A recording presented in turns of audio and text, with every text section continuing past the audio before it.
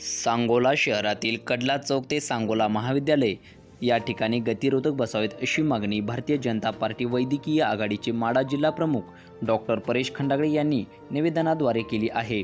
सांगोला शहरातील कडलास रोडवरून जवळा गिरडी तसेच कडलासवरून लोणविरे सोनन डोंगरगाव शेगाव व जत महामार्गावर जड तसेच इतर वाहनांची रहदारी मोठ्या प्रमाणात वाढली आहे। या रस्त्यावर शहरातील अनेक नामवंत रुग्णालय असून बहुसंख्येने रुग्णांची देखील वर्दळ या ठिकाणी असते, तर महाविद्यालय इंजिनिअरिंग कॉलेज असल्याने हजारो विद्यार्थ्यांची देखील या रस्त्यावरून ये जा करीत असतात।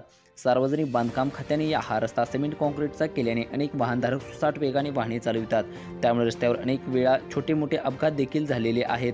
यात अनेक नागरिकांनी आपला जीव सुद्धा गमावलेला आहे। यामुळे संबंधित विभागाने लवकरात लवकर गतिरोधक बसवावेत अशी मागणी डॉक्टर परेश खंडागळे यांनी केली आहे।